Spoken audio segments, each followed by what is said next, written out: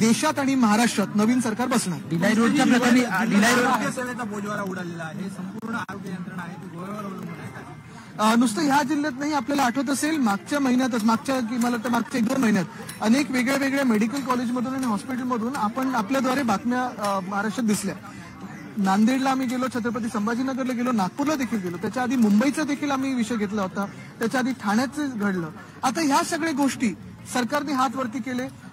अनेक वेळा चुकीचं डॉक्टरांवर रोष धरला गेला, पण महत्वाची गोष्ट म्हणजे हीच आहे, मी त्या डॉक्टरशी जेव्हा चौकशी केली, चर्चा केली, नर्सेसशी चौकशी आणि चर्चा केली, तेव्हा हेच कळलं की जे सरकारकडून त्यांना पाठपुरावा देणं गरजेचं होतं, हाफकिनकडून औषधं पोहोचणं गरजेचं होतं, जे महानगरपालिका असेल, नगरपालिका असेल, त्यांच्याकडून सपोर्ट देण्याचं गरजेचं होतं, ते अजूनही दिलं गेलं नाहीये. आणि मुळात तो प्रश्न उपस्थित होतो मग की जेव्हा डॉक्टर आपले आणि नर्स आपले 24 तास काम करत असतात, रुग्णसेवा करत असतात, तेव्हा त्यांना जो बेसिक सपोर्ट देणं गरजेचं आहे तो येणं गरजेचं, इन्फ्रास्ट्रक्चर असेल, औषध असतील.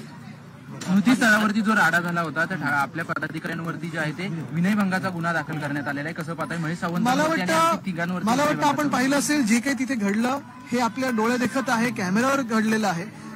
जे पक्ष चोरणारे लोक आहेत, जो आमचे आजोबा चोरण्याचा प्रयत्न करत आहेत, त्यांना 31 तारखेनंतर बाद केल्यानंतर घरी बसायलाच लागेल आणि महाराष्ट्र घरी बसवणार. साहेब, आपण जिल्हा दौरा करताय आणि जिल्ह्यातील जे ओबीसी सेलचे जिल्हाध्यक्ष होते यांनी मुख्यमंत्री एकनाथ शिंदे यांच्या उपस्थितीत शिवसेनेमध्ये प्रवेश केलाय. एकीकडे आपण शिवसेना वाढवण्याचा प्रयत्न करताय आणि दुसरीकडे मला वाटतं 31 तारखेपर्यंत ज्यांची डेडलाईन आहे ज्या सरकारची, त्याच्यावर मी आता जास्ती काही बोलणार नाही. खोके सरकार आपल्या उद्घाटनानंतर आणि आम्ही जातीपातीत जात नाही, कोणी त्याच्यात आपल्या उद्घाटनानंतर भिलाई रोडचं आता पालिकेने उद्घाटन घेतलंय. जर अशी अजून उर्वरित जी ट्विट केली आहेत आपण, अशी मुंबईतली आणि महाराष्ट्रातली उद्घाटन थांबलेली आहे. काय आता माझ्या ट्विट नंतर 3 दौरे फॉरेनचे यांचे वेकेशन कॅन्सल झालेले आहेत, मजा मस्तीचे ट्रिप होते त्या रद्द झालेले आहेत.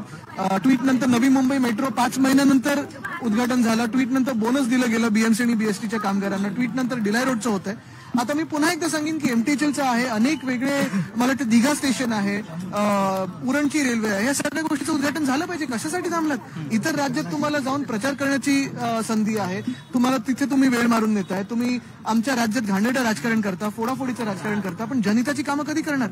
आणि म्हणूनच मी मध्यंतरीच्या काळात राज्यपाल महोदयांना पत्र लिहिलं होतं की मुख्यमंत्र्यांना बोलून थोडी समज द्यावी की जेवढे दिवस सरकार आहे तुमचं घटनाबाह्य मुख्यमंत्र्यांचं, जनतेच्या कामावर थोडं लक्ष द्यावं. आपल्या दौऱ्यावरून विरोधकांनी टीका केली आहे की गोव्याला मौज मजेसाठी येत आहेत आणि तुम्हाला माहिती आहे काही लोकांना जास्ती भाव द्यायचा नसतो.